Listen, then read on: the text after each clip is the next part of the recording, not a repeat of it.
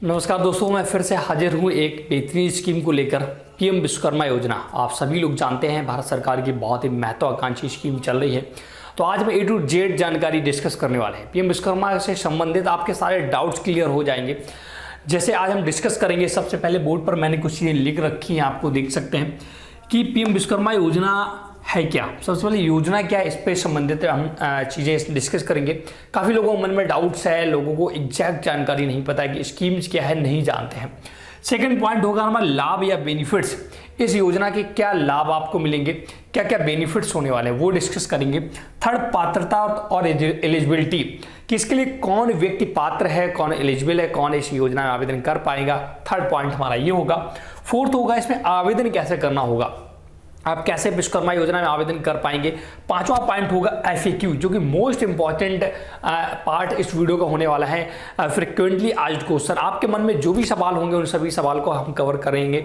A to Z आपको सारे सवालों के जवाब वहां पर मिलेंगे, तो वीडियो आप पूरा देखिएगा। तो सबसे पहला जो हमारा पॉइंट्स है उसको डिस्कस करते हैं कि पीएम विश्वकर्मा योजना है क्या। तो देखिएगा दोस्तों, सबसे पहले योजना क्या है इस पर हम चर्चा कर लेते हैं। दोस्तों, आपको पता है कि देश में बेरोजगारी लगातार बढ़ रही है, तो इसके लिए सरकार एक समाधान लाई कि हमारा एक ऐसा देश है जो परंपरागत कार्यों पर निर्भर है। जैसे अगर आप नाई हैं तो आप नाई का काम करते हैं, अगर आप कुम्हार हैं तो आप कुम्हार का काम करते हैं, अगर आप कारपेंटर हैं तो आप कारपेंटर का काम करते हैं, बढ़ई जिसे बोलते हैं। तो बहुत सारे ऐसे कार्य हैं जो परंपरागत हमारे देश में चले आ रहे हैं, मतलब कि जातिगत कार्य आधारित हैं। लेकिन सरकार ने इन चीज़ों को समझा और सोचा कि जो जातिगत या जो परंपरागत जो सदियों से लोग काम करते आ रहे हैं, क्यों ना इन कामों को हम एक बड़ा बिजनेस का रूप दे दे, क्यों ना इसको हम स्टार्टअप के तौर पर शुरू कर दे। तो इसी के तहत सरकार ने इस स्कीम को शुरू किया गया है। उन सभी परंपरागत कार्य करने वाले व्यक्तियों के लिए स्कीम शुरू की गई है जो सदियों पहले से करते आ रहे हैं। जैसे कि नाई हो गया, बढ़ई हो गया, कारपेंटर आपका हो गया, कुम्हार हो गया, कहार हो गया, नाव बनाने वाले हो गए, आपके मैट बनाने वाले हो गए, जूता बनाने वाले हो गए। सभी लोग, लगभग 18 परंपरागत कार्य करने वाले व्यक्तियों को इसमें शामिल किया गया है। लेकिन सरकार ने इसमें एक और बहुत चीज़ सावधानी बरती है कि यहाँ पर देखिए, परंपरागत कार्य की अगर हम बात करें तो आजकल बहुत चेंजमेंट आ चुका है। अगर आप एक कुम्हार हैं तो आप ये जरूरी नहीं कुम्हार का ही काम करते हो, आप घड़ा ही बनाते हो, आप बर्तन ही बनाते हो। आप अगर नाई है तो ये भी जरूरी नहीं कि आप नाईगिरी का ही काम करते हो। तो सरकार ने इसमें जातिगत जो एक लिमिटेशन थी उसे हटा दिया है। आप किसी भी जाति, किसी भी धर्म के क्यों ना हो, आप सिर्फ कार्य करते हो। अगर आप नाई का कार्य करते हैं, भले आप नाई ना हो, आप कुम्हार हो, आप किसी अन्य धर्म से बिलोंग क्यों ना करते हो, तब भी आपको इस योजना में शामिल किया जाएगा। तो 18 परंपरागत कार्य करने वालों को इसमें शामिल किया गया, उसकी हम लिस्ट भी आपको दिखाएंगे किन 18 लोगों को इसमें शामिल किया गया है। सेकंड पॉइंट आता है दोस्तों ऐसा, जैसे मैंने बात की है बिजनेस या स्टार्ट करना या बढ़ाना। अगर आप एक काम कर रहे हैं जो परंपरागत कार्य है, या आप शुरू करना चाहते हैं, सपोज दैट आप चाहते हैं कि मैं कारपेंटर का काम शुरू करूं, तब भी आप इस स्कीम के लिए एलिजिबल हैं। या आप काम कर रहे हैं और आप उसको बढ़ाना चाहते हैं, जैसे आप पहले से कारपेंटर का काम करते थे और आप चाहते हैं कि मैं इसका थोड़ा और इंक्रीज करूं, ग्लोबल लेवल पर इस अपने काम को ले जाऊं, तो उसके लिए भी इस स्कीम है। और इसको 2023 मतलब पिछले साल देश में दोस्तों पूरे देश भर में अनाउंस किया गया, लागू किया गया। तो पूरे देश भर में स्कीम लागू है, कोई भी व्यक्ति इसमें आवेदन कर सकता है। तो अब आपको समझ में आ गया होगा कि प्रधानमंत्री विश्वकर्मा योजना है क्या, सारे एग्जैक्ट पॉइंट। अब हम सेकेंड पॉइंट पे चलते हैं। तो दोस्तों हमारा सेकेंड पॉइंट था दोस्तों बेनिफिट्स या लाभ। तो लाभ क्या है, तो सबसे पहला लाभ है इसमें दोस्तों ट्रेनिंग। अगर आप नया बिजनेस स्टार्ट कर रहे हैं तो और आपको जानकारी नहीं होगी इस विषय सब, आपको जो भी बिजनेस करना चाहते होंगे, तो इसमें सरकार आपको ट्रेनिंग प्रोवाइड करेगी। अगर आप पहले से काम कर रहे हैं तो आपको जानकारी है, कोई दिक्कत नहीं, तब भी आपको सरकार दोस्तों 7 दिनों की ट्रेनिंग प्रोवाइड करती है। बेसिक उसमें आपको 500 रुपये प्रतिदिन के हिसाब से इंसेंटिव भी देती है, मतलब कि आपके रहने खाने का खर्च भी 500 रुपये प्रतिदिन के हिसाब से देती है। तो यहाँ पर दोस्तों 2 तरीके की ट्रेनिंग प्रोवाइड की जाती है, पहला 7 दिनों की, दूसरी 15 दिनों की। अगर आप पहले से काम कर रहे हैं तो आपको 7 दिन की ट्रेनिंग करनी होगी, मतलब आपको कार्य की ऑलरेडी से जानकारी है, पहले से जानकारी है, समझ है, तो आप 7 दिन की ट्रेनिंग करेंगे। अगर आप नया काम स्टार्ट कर रहे हैं तो आपको 15 दिनों की ट्रेनिंग करनी होगी। इसमें भी 500 रुपये प्रतिदिन के हिसाब से मिलेंगे। इसमें आपको A to Z जानकारी सिखाई जाएगी उस कार्य से संबंधित, जो भी आप कार्य करने की सोच रहे हैं। इसके बाद दोस्तों जब ट्रेनिंग आप कंप्लीट कर लेते हैं तो सेकंड पॉइंट आता है, इसमें आपको टूल किट दी जाती है। टूल किट खरीदने के लिए 15,000 रुपये दिए जाते हैं। जैसे अगर आप कारपेंटर का काम शुरू कर रहे हैं या करने वाले हैं तो इसके लिए टूल्स की आवश्यकता होगी। इसमें जो भी कारपेंटर में टूल्स आवश्यकता औजार ज़रूरत पड़ती उनकी आवश्यकता होगी। तो सरकार ने प्रावधान रखा है कि आपको ज़्यादा वर्डन ना पड़े, इसलिए टूल किट खरीदने के लिए, औजार खरीदने के लिए 15,000 रुपये दोस्तों सरकार आपके अकाउंट में भेजती है। आप अगर बढ़ई का काम कर रहे हैं तो आपको वो खरीदना होगा।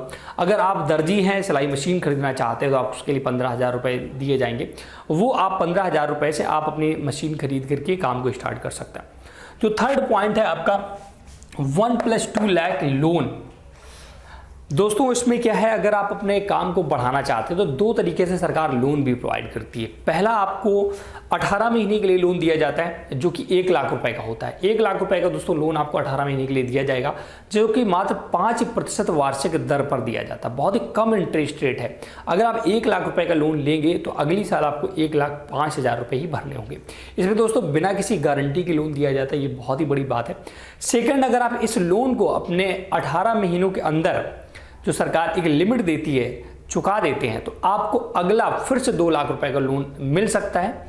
ये डिपेंड करेगा कि आपकी जो पिछला रिकॉर्ड है वो कैसा है।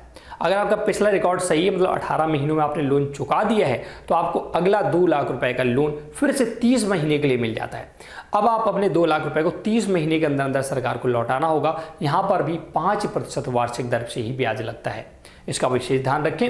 अब इसके बाद आप सर्टिफिकेट मिलता है। जब आप ट्रेनिंग कंप्लीट कर लेते हैं तो आपको एक सर्टिफिकेट मुहैया कराया जाता है सरकार की तरफ से। यह सर्टिफिकेट ये बताता है कि आपने इस क्षेत्र में अपनी ट्रेनिंग कंप्लीट कर ली है और आप इस कार्य को करने के लिए एलिजिबल हो गए हैं, इसलिए सर्टिफिकेट दिया जाता है। लास्ट पॉइंट है आपका दोस्तों डिजिटल इंसेंटिव। डिजिटल इंसेंटिव का मतलब होता है दोस्तों डिजिटल इंडिया एक बड़ा प्रोग्राम इंडिया में चल रहा है। लोग ऑनलाइन पेमेंट करना सीख चुके हैं अपने मोबाइल फ़ोन, लैपटॉप से। तो अगर आप डिजिटली तरीके से पेमेंट एक्सेप्ट करते हैं या किसी को देते हैं अपने दुकान से, तो उस पर भी इंसेंटिव आपको मिलेगा। तो ये बहुत ही बेहतरीन बेनिफिट्स आपको मिलते हैं। सबसे पहले ट्रेनिंग मिलती है, टूल किट खरीदने के लिए 15,000 रुपये मिलते हैं, 3 लाख रुपए तक का लोन मिलता है और सर्टिफिकेट मिलता है, डिजिटल इंसेंटिव वगैरह भी मिलते हैं। अब हम लोग बात करते हैं अपने नेक्स्ट पॉइंट की तरफ। तो दोस्तों जो हमारा नेक्स्ट पॉइंट है वो है पात्रता, एलिजिबिलिटी क्या है कि कौन लोग इसमें आवेदन कर पाएंगे। तो दोस्तों ये यहाँ पर मैंने एलिजिबिलिटी लिख रखी, पात्रता देश, पहला लिखा देश, मतलब कि ये स्कीम पूरे देश भर में लागू है दोस्तों। आप किसी भी राज्य से क्यों ना बिलोंग करते हो, किसी भी स्टेट से क्यों ना बिलोंग करते हो, आप कहीं से भी क्यों ना बिलोंग करते हो, मतलब अगर आप भारत के नागरिक हैं तो आप इस स्कीम के लिए एलिजिबल है।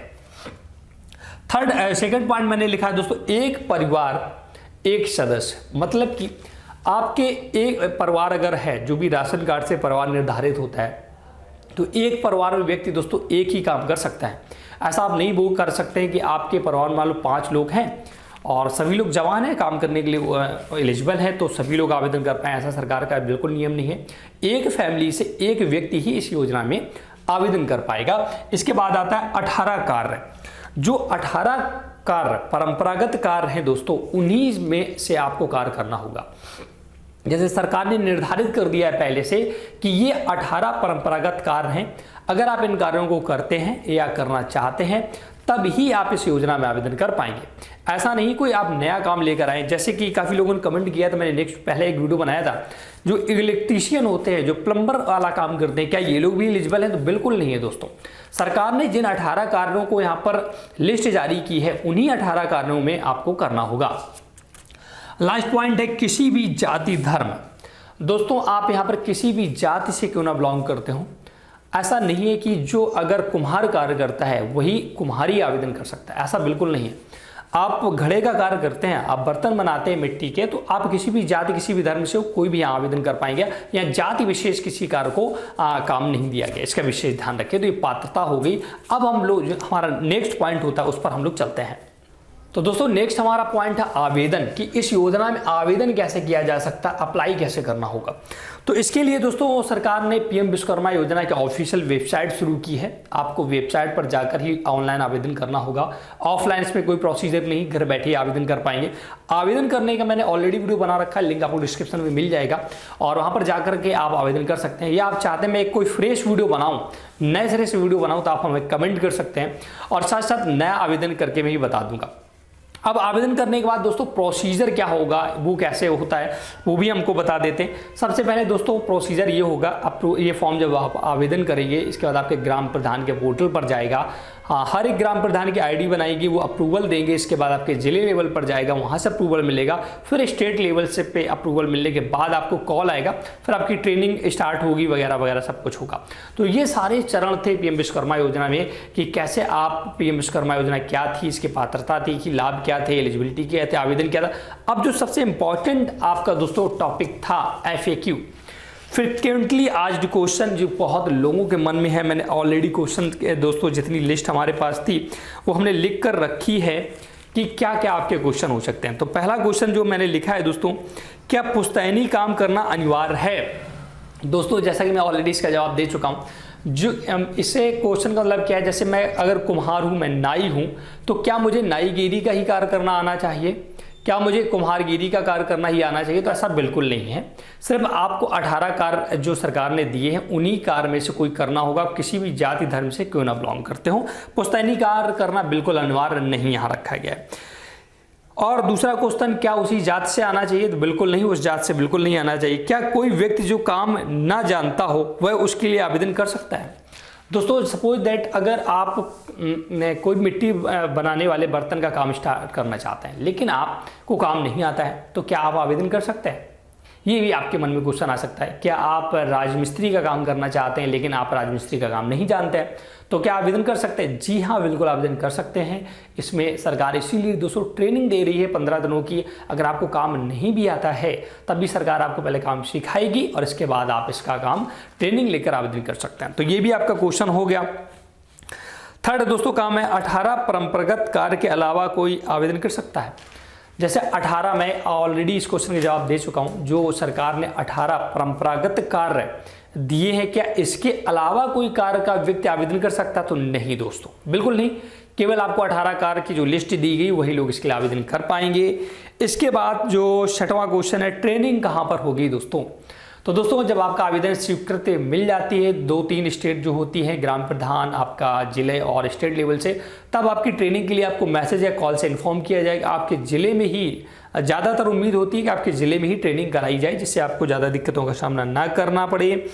और इसके बाद इसमें दोस्तों जो मैंने लोन की बात की थी, तो काफ़ी लोगों ने सवाल किया था क्या ये मुझे 3 लाख का लोन लेना अनिवार्य होगा, जो पहले 1 लाख का मिलता है फिर 2 लाख का। तो ऐसा बिल्कुल नहीं दोस्तों, ये आप पे डिपेंड करता है। अगर आपको ज़रूरत है तो आप लीजिए, नहीं है तो नहीं लीजिए।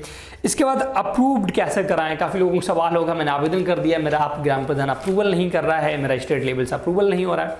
तो इसके लिए दोस्तों आपको ग्राम प्रधान से ही मिलना होगा, वही अप्रूवल करते हैं। अगर आपका ग्राम प्रधान आपके खिलाफ है, वो नहीं चाहता कि आप इसे काम को करें, तो इसके लिए आप अपने अपर लेवल पर से शिकायत भी दर्ज करा सकते हैं ग्राम प्रधान के खिलाफ कि सर वो मेरा अप्रूवल नहीं दे रहे हैं। तो ये सारे डाउट्स थे। फिर भी अगर आपके मन में कोई क्वेश्चन रह जाता तो आप कमेंट सेक्शन में बताइएगा, मैं नेक्स्ट वीडियो में कवर करूंगा। और मैं आशा करता हूं कि आपको पीएम विश्वकर्मा योजना से संबंधित A to Z जानकारी मिल गई होगी। तो ऐसा है तो आप हमारी वीडियो को लाइक जरूर करिएगा। और आप इस वीडियो को कहाँ से देख रहे हैं, किस जात के हैं, क्या आप काम जानते हैं, उसको आप हमें कमेंट करके बता सकते हैं। साथ साथ चैनल हेल्प हिंदी को सब्सक्राइब जरूर करिएगा। Thanks for watching.